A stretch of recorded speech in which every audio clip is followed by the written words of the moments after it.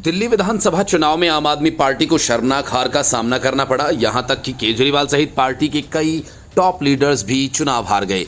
दिल्ली में आम आदमी पार्टी की हार का असर दूसरे राज्यों में पड़ना ही था, लेकिन ये सब इतनी जल्दी होगा केजरीवाल ने नहीं सोचा होगा। आम आदमी पार्टी की सरकार अब सिर्फ पंजाब में बची है और दिल्ली की हार के बाद पंजाब की सरकार को भी झटका लगना शुरू हो गया है और बाकी के राज्यों में आम आदमी पार्टी की दुकानें धड़ाधड़ बंद होने लगी हैं। विधानसभा चुनावों के दौरान जिस मध्य प्रदेश में केजरीवाल पंजाब सरकार के मुफ्त के विमान में जाकर प्रचार करते थे, उस मध्य प्रदेश में पार्टी का हाल ये है कि आम आदमी पार्टी के पास ऑफिस चलाने के पैसे नहीं बचे। हालात ये हैं कि मध्य प्रदेश की राजधानी भोपाल में किराया न मिलने से नाराज मकान मालिक ने आम आदमी पार्टी के प्रदेश कार्यालय पर अपना ताला लटका दिया।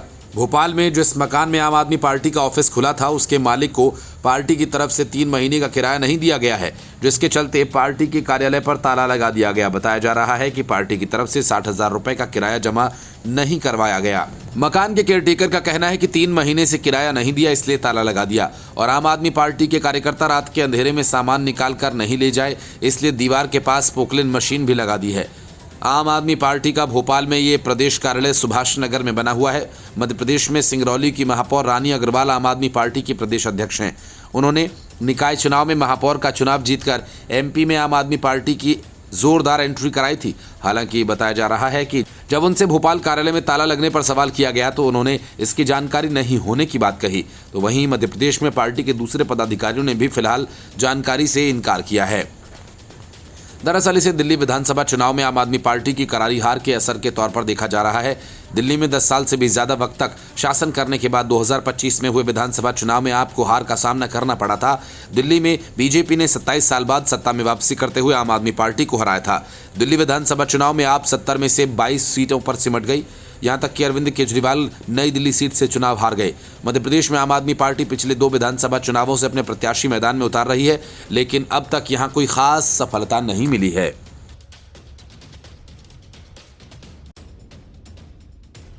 दिल्ली शराब घोटाला मामले में गिरफ्तार किए जाने से पहले जब अरविंद केजरीवाल सीएम दफ्तर से निकले तो अपना एक कीमती सामान ऑफिस के ड्रॉर में भूल गए। इस बात को महीनों बीत गए। केजरीवाल जेल गए, जेल से वापस आए, चुनाव लड़े और हार गए और इतने दिनों तक उनका सामान वहीं उसी ड्रॉर में पड़ा रहा। केजरीवाल का यह सामान अब प्रवेश वर्मा के हाथ लग गया। बस फिर क्या था, प्रवेश वर्मा ने विधानसभा में केजरीवाल पर जोरदार हमला किया। दिल्ली के पीडब्ल्यूडी मंत्री प्रवेश वर्मा ने अपने हाथों में एक पेन लेकर केजरीवाल पर खूब तंज कसा। प्रवेश वर्मा ने कहा कि उन्हें ये पेन ड्रॉर में मिला है। अरविंद केजरीवाल का जो पेन बताया और जो वहां गलती से छूट गया होगा। उन्होंने कहा कि अपनी शर्ट पर 5 रुपए का पेन लगाकर घूमते थे, लेकिन महल ऐसा बनवाया जैसे किसी दुबई के शेख का। प्रवेश वर्मा ने उपराज्यपाल के अभिभाषण पर चर्चा के दौरान अरविंद केजरीवाल पर जमकर निशाना साधा। उन्होंने इस बीच हाथ में एक पेन लेकर कहा कि आज सुबह मैं जब आया तो नीचे दराज में ये देखा पेन पड़ा हुआ था जो वो अपनी शर्ट पर लगाकर घूमते थे। इसी चेयर पर बैठते थे, शायद भूल गए। ये मैं आपको दूंगा, बाद में पहुंचा दीजिएगा। ये पेन लगाते थे 5 रुपए का और आप यदि महल देखेंगे उनका तो लगेगा दुबई के शेख के महल जैसा है। नई दिल्ली सीट पर अरविंद केजरीवाल को हराने वाले प्रवेश वर्मा ने आगे कहा कि हमारी सरकार बनी तो मुख्यमंत्री जी ने कार्यालय के दरवाजे खोले। मीडिया ने कहा कि पहली बार हम यहाँ आए हैं। कर्मचारियों ने कहा कि पहली बार आए हैं। हमारे विधायकों ने कहा कि पहली बार यहाँ आए हैं। जिसका कार्यालय करोड़ों में बना वो आदमी 5 रुपए का पेन लगाकर शर्ट का बटन टेढ़ा मेढ़ा लगाकर करोड़ों रुपए खर्च करता था। प्रवेश वर्मा ने कहा कि केजरीवाल ने बच्चों की झूठी कसम खाई, मां यमुना की झूठी कसम खाई। चुनाव में बूढ़े माँ बाप तक को नहीं छोड़ा। उनके पिताजी तो चलते फिरते आदमी हैं। हमें एक चैनल ने बताया जब वो व्हील चेयर लेकर जा रहे थे तो उससे 10 मिनट पहले ही उन्होंने चैनल को इंटरव्यू दिया। केजरीवाल अपने माँ बाप को भी मार्केटिंग करने से नहीं छोड़ता। उनको व्हील चेयर पर लेकर गया ताकि सहानुभूति मिले। सड़कें बना दी होती, सीवर लाइन ठीक कर दिए होते, यमुना साफ कर दी होती, झूठी कस्में, मार्केटिंग की जरूरत नहीं पड़ती। शीश महल बनाना, आलीशान ऑफिस बनाना, महंगी गाड़ियों और चार्टर्ड प्लेन में घूमना। प्रवेश वर्मा ने कहा क्या जरूरत थी ऐसा महल बनाने की। दिल्ली का विकास 10 साल से होर्डिंग पर चढ़ गया था। होर्डिंग से सड़क पर नहीं उतर रहा है। 500 करोड़ रुपए होर्डिंग पर, 500 करोड़ रुपए विज्ञापन पर, 500 करोड़ रुपए चैनल, 500 करोड़ रुपए अखबार पर खर्च कर डाला। हमारी सरकार का संकल्प है कि उसको होर्डिंग से उतारकर सड़कों पर लाएंगे और तब दिल्ली की सड़कों पर विकास दिखाई देगा। दिल्ली विधानसभा में शराब घोटाले पर कैग की रिपोर्ट पेश किए जाने के बाद अब बारी दिल्ली के स्वास्थ्य सेवाओं और अस्पतालों पर कैग रिपोर्ट की है। कैग की हेल्थ रिपोर्ट अरविंद केजरीवाल और आम आदमी पार्टी की हेल्थ बिगाड़ने के लिए काफी है। यह रिपोर्ट सरकारी अस्पतालों और स्वास्थ्य सेवाओं 2024 की स्थिति पर आधारित है, जिसमें यह बताया गया कि डॉक्टर है तो आईसीयू नहीं, आईसीयू है तो एम्बुलेंस नहीं, एम्बुलेंस है तो बेड नहीं, अस्पताल है तो दवा नहीं, कहीं पीने का पानी नहीं, कहीं शौचालय साफ नहीं, कहीं जांच की मशीनें ही गायब हैं, कहीं ब्लड बैंक नहीं तो कहीं मुर्दा घर। मतलब पूरी व्यवस्था ही चौपट है, जिसे वर्ल्ड क्लास हेल्थ मॉडल बताकर केजरीवाल पूरे देश में वोट मांगते फिरते थे। सूत्रों की माने तो ये कैग रिपोर्ट स्वास्थ्य सेवाओं की हकीकत उजागर कर रही है। सूत्रों का कहना है कैग रिपोर्ट में कई बड़े खुलासे हुए हैं। दिल्ली में स्वास्थ्य सेवाओं की बदहाल स्थिति का पूरा ब्यौरा दिया गया। कैग रिपोर्ट की माने तो दिल्ली के अस्पतालों में बिस्तरों की भारी कमी है। साथ ही कोविड के दौरान जितने भी पैसे मिले थे उतने खर्च भी नहीं हुए। साथ ही अस्पतालों में मेडिकल स्टाफ की भारी कमी का भी जिक्र किया गया है। इतना ही नहीं, इसमें साफ साफ कहा गया कि मोहल्ला क्लिनिक आने वाले मरीजों को देखने के लिए डॉक्टर 1 मिनट से ज्यादा वक्त नहीं देते। कैग रिपोर्ट में मोहल्ला क्लिनिक, आयुष डिस्पेंसरी और कोविड-19 के दौरान हुई गड़बड़ियों का खुलासा हुआ। ये रिपोर्ट 31 मार्च 2023 तक की है और 24 दिसंबर 2024 को दिल्ली सरकार को सौंपी गई।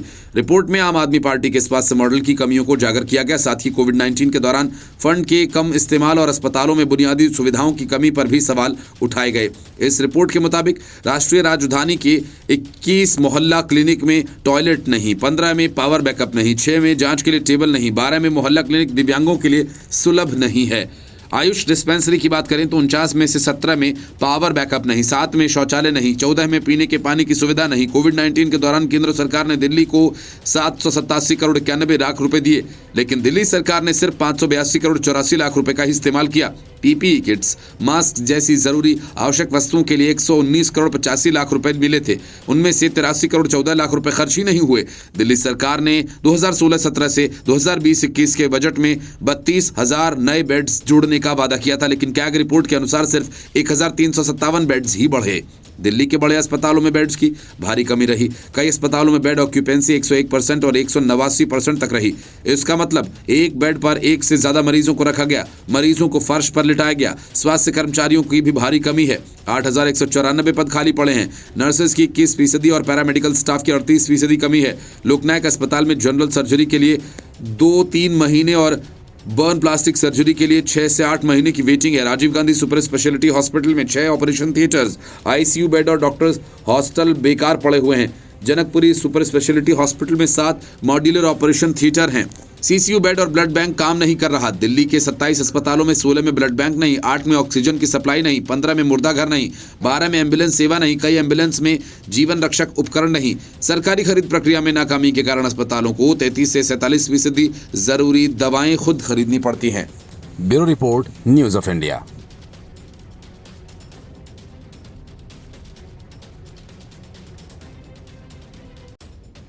जेल की हवा खाने के बावजूद अरविंद केजरीवाल माने नहीं और मनीष सिसोदिया तक राघव चड्ढा को भेजकर पंजाब में वही शराब पॉलिसी लागू करवा दी, जिसके कारण दिल्ली में बवाल हुआ था। पंजाब में लागू की गई शराब पॉलिसी में वही सारी बातें हैं जो दिल्ली में लागू की गई और खजाने को हजारों करोड़ का चूना लगा, सैकड़ों करोड़ की रिश्वत वसूली गई। जो साहब कार्यनीति को आम आदमी पार्टी की हार का कारण माना जा रहा है, वही मुद्दा पंजाब में भी गरमाने लगा है। अकाली दल के साथ कांग्रेस पूछ रही है कि जिस शराब नीति की वजह से अरविंद केजरीवाल, मनीष सिसोदिया जेल तक हो आए, वही शराब नीति पंजाब में भी लागू है, तो फिर यहां कार्रवाई क्यों नहीं होती?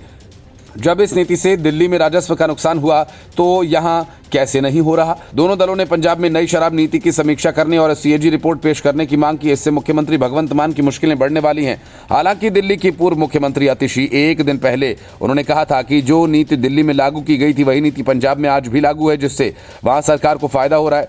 पंजाब शिरोमणि अकाली दल के नेता विक्रम मजीठिया ने कहा कि पिछले दिन दिल्ली विधानसभा में कैग की रिपोर्ट पेश हुई, जिसमें बताया गया कि नई शराब नीति के चलते दिल्ली सरकार को 2000 रेवेन्यू लॉस हुआ। बीजेपी को बताना चाहिए कि इस मामले के दोहरे मानदंड क्यों हैं। दिल्ली में एक्साइज पॉलिसी के तहत मामले दर्ज किए गए।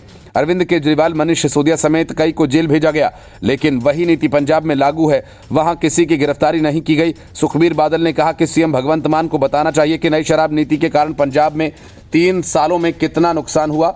अगर जांच एजेंसी ने दिल्ली में 1 साल में 2000 करोड़ रुपए का घोटाला उजागर किया तो पंजाब का 3 साल का आंकड़ा क्या है? कांग्रेस ने भी सवाल उठाया और जगजाहिर है कि जो पॉलिसी दिल्ली में बनी हूबहू पॉलिसी पंजाब में बनी, एग्जैक्ट कार्बन कॉपी। इस पॉलिसी के तहत कमीशन रखी गई, 2-3 लोगों के बड़े पैमाने पर मुनाफे हुए। स्वाभाविक है कि यदि ये पॉलिसी इस तरह दिल्ली में भ्रष्टाचार हुआ तो पंजाब में भी भ्रष्टाचार हुआ होगा। इसकी जांच होनी चाहिए, सीएजी की रिपोर्ट पेश की जानी चाहिए। हमारी मांग है कि जिन लोगों ने पंजाब के खजाने को नुकसान पहुंचाने की कोशिश की, फिर चाहे वो मुख्यमंत्री महंत क्यों ना हो, वित्त मंत्री हरपाल चीमा हो, अन्य अधिकारी हो, इसकी जांच होनी चाहिए।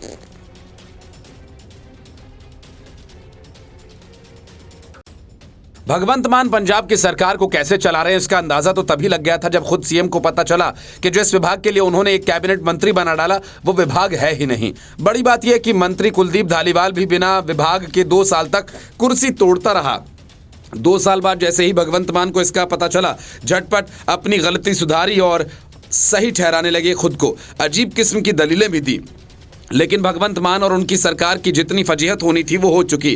पंजाब को फिर से जीतने का सपना पाल रहे केजरीवाल अपना सारा वक्त इसी काम में लगा रहे हैं और इसके लिए पंजाब के शासन को दुरुस्त करने की तैयारी कर रहे हैं। लेकिन अब जो बात सामने आई है वो बेहद हैरान कर देने वाली है और वो ये साबित करने के लिए काफ़ी है कि आम आदमी पार्टी ने पंजाब को पूरी तरह से तबाह कर दिया। असल में पूरा मामला ट्रांसफ़र का है। पंजाब में इन दिनों भगवंत मान ट्रांसफ़र इंडस्ट्री चला रहे हैं, लेकिन इसी की आड़ में वहाँ जमकर फर्जीवाड़ा भी हो रहा है। सोशल मीडिया पर ट्रांसफ़र का ऐसा आदेश वायरल हो रहा है जो पूरी तरह से फर्जी है, लेकिन इस आदेश को असली मानकर अफसरों ने ट्रांसफर करवा दिए और फर्जी आदेश 57 क्लर्क, डेटा एंट्री ऑपरेटर और सेवादारों से जुड़े हैं।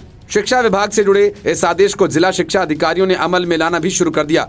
यहां हैरान कर देने वाली बात यह है कि किसी भी आदेश पर अमल से पहले उनकी औपचारिक प्रति ली जाती है। अधिकारियों ने औपचारिक कॉपी का भी इंतजार नहीं किया और ट्रांसफर शुरू कर दिया। सोशल मीडिया पर शेयर किए जा रहे फर्जी आदेश के मुताबिक कर्मचारियों को उन जगहों पर भेजा जाने लगा जहां का जिक्र आदेश में किया गया था और यह पूरा मामला तब पकड़ में आया जब स्कूल शिक्षा विभाग के निदेशक को इसकी जानकारी मिली। उन्हें तुरंत ही सभी जिला शिक्षा अधिकारियों को लेटर जारी किया गया और बताया गया कि आप लोग जिस आदेश के नाम पर ट्रांसफर कर रहे हैं वो ऑर्डर दरअसल फर्जी है। ऐसे कोई आदेश वास्तव में जारी किए ही नहीं गए। स्कूल शिक्षा विभाग के निदेशक ने जानकारी दी, फर्जी आदेश के आधार पर कुछ जिला शिक्षा अधिकारी और स्कूल्स के मुख्य कर्मचारियों का नए स्थानों पर ट्रांसफर कर रहे हैं। इसके बाद महानिदेशक की ओर से सभी जिला शिक्षा अधिकारियों और स्कूल्स को बताया गया कि फिलहाल कोई ट्रांसफर आदेश जारी नहीं हुआ, इसलिए आप कोई कार्रवाई न करें। विभाग की ओर से इन लोगों को बताया गया कि यदि ऐसा कोई आदेश आएगा तो वो आधिकारिक ईमेल पर ही आएगा, इसलिए कहीं और से शेयर किए गए आदेश पर भरोसा न करें। इस तरह के फर्जी आदेश ने एक तरफ से विभाग में हलचल मचा दी तो वहीं सवाल ये भी उठ रहा है कि आखिर अधिकारियों ने ऐसे किसी आदेश को जारी करने से पहले पुष्टि क्यों नहीं की। पूरी जानकारी जुटाए बिना ही कैसे आदेशों पर अमल शुरू कर दिया गया। और हाल ही में केजरीवाल ने अपने दूत मनीष सिसोदिया को पंजाब के स्कूल्स का दौरा करने भेजा था, जिसको लेकर काफी हंगामा भी यहाँ मचा हुआ है। Bureau report, news of India. शराब घोटाले के कारण अरविंद केजरीवाल और मनीष सिसोदिया दोनों जेल गए। इतना ही नहीं, इन्हीं घोटालों की वजह से दोनों अपना अपना चुनाव भी हार गए। दिल्ली से आम आदमी पार्टी को बोरिया बिस्तर बीजेपी ने समेट कर दिया, लेकिन शराब नीति का सरूर अब तक न तो केजरीवाल के दिमाग से उतरा न ही सिसोदिया के। इसलिए केजरीवाल ने चुनावी हार के बाद सिसोदिया को पंजाब भेज दिया। सिसोदिया अब तक चंडीगढ़ में डटे हैं और वहां बैठकर भगवंत मान सरकार के लिए शराब नीति तैयार कर रहे हैं। केजरीवाल और सिसोदिया की इस हरकत से पंजाब में खलबली मच गई। पंजाब सरकार के कई मंत्री इसलिए परेशान हैं कि कहीं उनका हाल सिसोदिया जैसा ना हो जाए, क्योंकि फाइलों पर तो केजरीवाल और सिसोदिया के दस्तखत तो होने नहीं हैं और जो दस्तखत करेगा वही फंसेगा। पंजाब सरकार के मंत्रियों और सीएम भगवंत मान इन दिनों ऐसे ही हालातों से गुजर रहे हैं। दिल्ली से केजरीवाल का आदेश आता है और वहां बैठकर सिसोदिया उसका फैसला लागू करवाने का दबाव बनाते हैं। यही वजह है कि बीजेपी के प्रदेश अध्यक्ष सुनील जाखड़ ने आम आदमी पार्टी की सरकार को घेरा है। उन्होंने कहा कि मनीष सिसोदिया की उपस्थिति ने मुख्यमंत्री भगवंत मान की नींद उड़ा रखी है। कैबिनेट में पंजाब की नई शराब नीति लाई जाने वाली है, जिसे मनीष सिसोदिया ने तैयार किया है। सुनील जाखड़ ने अपने सोशल मीडिया पर अपनी वीडियो को शेयर किया, जिसमें उन्होंने कहा, शायद पिछले कुछ दिनों से मनीष सिसोदिया की चंडीगढ़ में उपस्थिति ने पंजाब के मुख्यमंत्री की नींद उड़ा दी है और उनका रक्तचाप बढ़ा दिया है, क्योंकि सिसोदिया पंजाब की नई शराब नीति तैयार कर रहे थे, जिसे आज पंजाब कैबिनेट के सामने पेश किया जाना है। भगवंत मान को अच्छे स्वास्थ्य और आगामी दिनों के लिए शुभकामनाएं देता हूं। इसके साथ ही सुनील जाखड़ ने वित्त मंत्री हरपाल चीमा को चेतावनी भी दी और कहा कि चीमा साहब, पंजाब के आबकारी मंत्री के रूप में आप शायद अपना वही हाल नहीं देखना चाहेंगे जो सिसोदिया का हुआ था। भाजपा नेता सुनील जाखड़ ने कहा कि इस पूरे घटनाक्रम में आशा की किरण दिखाई दे रही है। इस दिल्ली की शराब पॉलिसी ने दिल्ली के लोगों के सामने कट्टर ईमानदारी का दावा करने वाली पार्टी का चेहरा पेश किया और उनका जो हश्र दिल्ली में हुआ, पंजाब के लोग भी उनका हश्र वही करने वाले हैं। पंजाब कैबिनेट की अहम मीटिंग सीएम भगवंत मान के निवास पर होनी है। इस दौरान पंजाब जन्म एवं मृत्यु पंजीकरण नियम 2004 में संशोधन को मंजूरी मिलने की उम्मीद है। पंजाब राज्य एनआरआई आयोग की वार्षिक रिपोर्ट को भी मंजूरी दी जाएगी। सूत्रों की माने तो इस दौरान आबकारी नीति और बजट सत्र की तारीखों का भी ऐलान किया जा सकता है। जाखड़ ने कहा कि उन्हें जानकारी मिली है कि पंजाब की नई शराब नीति मनीष सिसोदिया तैयार कर रहे हैं। इस नई शराब नीति पर कैबिनेट की बैठक में ड्राफ्ट पर चर्चा हुई और इसे लगभग फाइनल कर दिया गया। जाखड़ ने कहा कि उन्हें अब सीएम मान और वित्त मंत्री हरपाल चीमा की चिंता है, क्योंकि दिल्ली में जो शराब नीति बनाई गई थी उसी की तर्ज पर अब पंजाब में नई शराब नीति बनाई जा रही है।